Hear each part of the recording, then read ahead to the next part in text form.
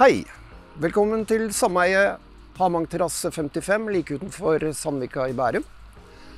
Vi har implementert Doorbell, en framtidsrettet, moderne løsning for porttelefonløsninger.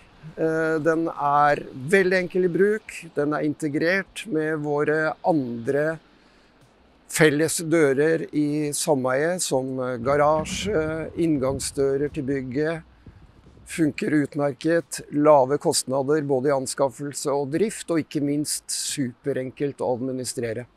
Veldig bra.